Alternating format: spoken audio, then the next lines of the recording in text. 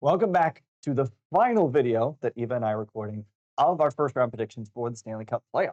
We've gone through the entire Western Conference and the entire Eastern Conference, save for this one, which I got to be honest, we didn't plan this one out very well because while we have a lot of things to talk about here, this isn't exactly the most exciting matchup in all the playoffs. It is not. So we're going to talk about the Carolina Hurricanes and the New Jersey Devils, but go ahead and let's pick some teams first, and then we'll get into the juicy goodness of this.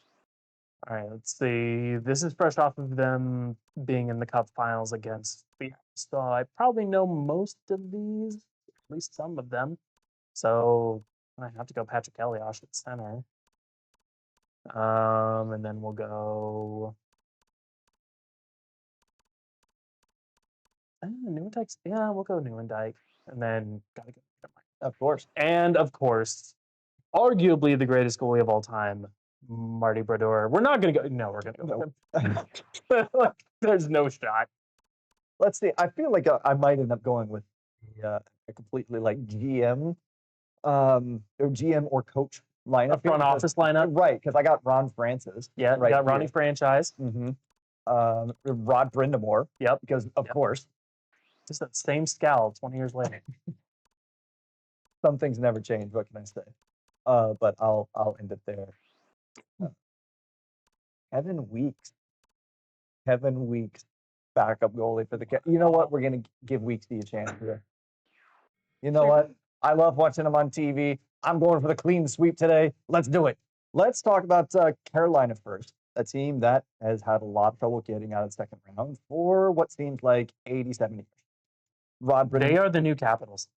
They can't get out of the second round. It's true. And perplexingly, it's not even like they have a boogeyman of their own to push past. You know, they're not fighting against the Rangers. They're not fighting against the Islanders or the Penguins or Capitals or anybody else. In fact, more often than not, they were fighting against a team from the Atlantic. Yes. They were fighting against a Florida or a Tampa. Like, they've had their issues getting out of the second round. And we keep on asking, what do they actually need to push through and to get to that Eastern Conference final, to get to that Stanley Cup final? So that's my first question to you. What have they needed, and did they address it this year?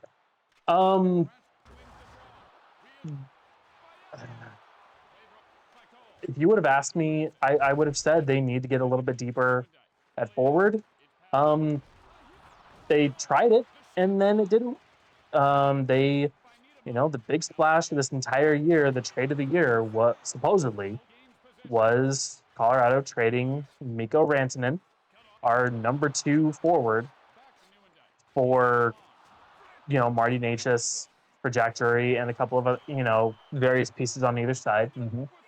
And Carolina was very optimistic about having him, especially having him on that top line. They have some good top end talent, but it just really didn't work out, and they couldn't come to contract talks. So they end up going to sending him to Dallas for, again, various pieces, including Logan Stankoven. But I don't think they really addressed what they needed to. They've been a playoff team the whole time. It's just, can you get out? Can you go deep?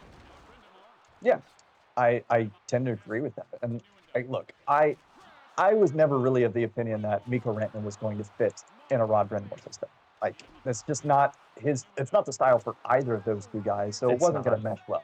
What they wanted was just another prolific scoring talent because, their most recent ones have been a little quiet in recent years. Like, when was the last time you heard something about Andrei Svechnikov, right? He's not been the super outstanding player that we all thought he was going to be. I would argue that Marty Necas was, and then you go and give him away. So I'm not entirely sure why they did that either. So it's kind of fallen on the younger members of that organization to step up and to be that kind of thing. Sebastian Aho kind of in there as well. But think about your Seth Jarvises of the world, another just outstanding young player who's going to be a thorn in the side for many, many teams. Absolutely. But, Ron Francis from Rod Brindamore. Yeah, that's the thing that just happened. That is a thing. But in my opinion, what Carolina needed was not necessarily the scoring talent because their identity was in being a defensive first team. And we've seen it time and time again when you attempt to shift the identity of your team that you have spent years, sometimes decades building up, you're going to have a lot of growing pains. And so it shouldn't be surprising that they have a high turnover for forward talent more than anything else. The defense group, they are what they are. They're always going to be solid. I mean, how can you hate on having Brent Burns in your organization, who has a lot of playoff experience, a lot of cup experience? The old though. He is old, but my guy wants a cup, so he's going Oh. to do everything he can to get there. Oh, I agree. He wasn't going to get one in San Jose. No, I mean they had their shot a while ago, but it just wasn't going to happen. Yeah. But I think they did the same thing with Jake Gensel. They tried something and it didn't work. That's twice in a row now that you go out and you get one of the biggest names in either free agency or at the trade deadline, somebody that does deserve a lot more money than you're probably going to give them. And sorry, you actually don't fit the mold of what we're looking for here. Which leads me to believe that Carolina truly needs to focus on developing their talent in turn, because they cannot find good pieces on the open market at this point. No. I don't have any faith in them anymore. Which is funny because Nate just was a guy they developed. Like, oh yeah, and if you would have asked me in the offseason if the Avs would have gotten Martin Necas for Miko Rantanen, I would have said no, because they would have been stupid to trade him. Mm-hmm. He's a few years younger than Rantanen is. He's much cheaper. We're probably going to pay him what we would have paid Rantanen, which is probably about the 10, 11 million mark. And he's fitting just as well with Nathan McKinnon, if not better. So, yeah, and goaltending as a whole, I think I worry about Freddie Anderson in the playoffs, just like we always worry about Freddie Anderson in the playoffs. But time will tell. And we'll get there, because I definitely have some words on the goaltending situation. But let's move over to the New Jersey Devils, who, another team where we're kind of breathing a sigh of relief, like, finally, Devils are good again. And they get towards the playoffs this year, and then they lose. Nobody big, just Jack Hughes along the way. So yeah, that one's going to be rough for them. But let's not forget that they still have some ridiculous top-end talent as well. Jesper Bratt being up there, Timo Meier still being on the team. One of my historical favorites, longtime Tampa Bay Lightning legend, Andre Palat is still there. Like, New Jersey is talented. What they were lacking last year was goaltending, and they thought they had maybe they didn't think they had the solution in Akira Schmidt, but he did a really good job in the limited playtime that he had. But it was bad enough that they needed to go and address it, bring in Jacob Markstrom, bring in Jake Allen, and lo and behold, it looked like it was working, and then injuries. So are the Devils just a good team falling on hard times, or do they need to add a few more pieces before we can consider them a real threat? That's a tough one. I think it's a little bit of both. Again, losing Jack Hughes, he's their superstar. Like, obviously, that's going to be big. I wouldn't put too much expectation on the Avalanche if they lost Nathan McKinnon. Right. How could you? Exactly. Well, and that's exactly it. It's like, yes, there's some good pieces. Is there enough to go deep in the playoffs? Again, the goaltending is a little concerning, but I think it's more secure, I think, than the Hurricanes have right now. But that's just one piece. Yeah, and I would even push back on that one, but I'll save that for my thoughts in the third period where we're talking about predictions. Yeah. The Devils, to me, they're such a fan favorite for me. I want them to do still well. And I really thought that last year we were going to get to see this incredibly high-flying young offense, and then they just kind of fizzled out. And I worry that this time around it's going to be the same way. Now, with that said, this is another one of those series that seems to have a lot of consensus amongst quote-unquote experts that say, oh, yeah, it's going to be Hurricanes in 5. The Devils don't have a chance. I reiterate for the third or fourth time during this series, there are no bad teams in the Stanley Cup playoffs. There are good teams and there are contenders. While I don't think the Devils are contenders, I think they have at least the potential to make this interesting and stretch the series out. The unfortunate thing for them is if they do, a stretched out series, in my opinion, favors the Hurricanes. So they would really need to make noise early to put things in their favor. But that's just my opinion. Yeah, I think, and they're getting some decent pieces back. They're getting Dougie Hamilton, which is going to be a big addition. Mhm. They have, um, Luke Hughes at this point, I would think is fully recovered or pretty close because he was injured early in the year. I think he's probably back up to speed at this point. Yes. So defensively they're going to be better, but I think they're just missing too many pieces to go deep. So we're gonna talk about the goalie situation first because it's the most fascinating for me, and then we're gonna do predictions as we move through this third period. Mm-hmm. But let's talk about goalies first. Carolina, Freddie Anderson, Fyodor Kochetkov, a pretty good tandem in their own right. Mm-hmm. New Jersey, Jacob Markstrom, Jake Allen, pretty good tandem in their own right. And yet, none of them have really been like the world beaters that we all kind of thought they would. They haven't been this extremely efficient tandem on either side, but they are remarkably similar in pretty much all of their statistics. So, I found this earlier, and I want to run it by you. Of those four goalies, who do you think has the best save percentage this season? My gut would say Markstrom. Okay. And which goalie do you think has the worst win-loss total? Win-loss total? Yep. I'd have to say Kochetkov probably. So you're wrong on both counts. They are in fact Ooh. the same person. Jake Allen has the best Really? the best save percentage out of all of them, I think at a 911, something of that nature. And he also has the most losses out of all of them. All that to say, I think it's entirely possible that we see all four of those goalies. I in the can see it. playoffs. Yeah.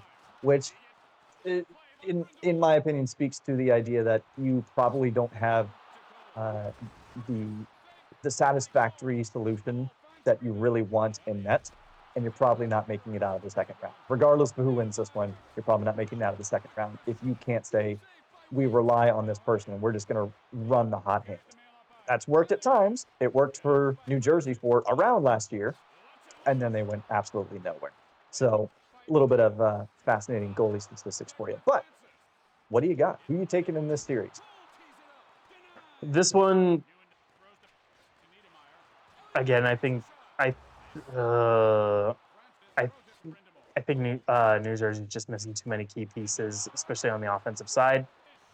I went with the Hurricanes in 5. Oh, you're on board taking them in 5. I am. Goaltending. You're right. Goaltending is a wild card on both sides, but I still think Carolina's probably the more built team, and they're not missing nearly as much. Yeah, I don't disagree with you. In fact, I'm going to take the position of a hypocrite here. For all the people that I gave flack for taking the Hurricanes in 5, I'm actually going to take the Hurricanes in 5 as well. But I think it's going to I think it's going to be much more interesting than that series score would lead you to believe. That's really what it gets down to for me. Yeah.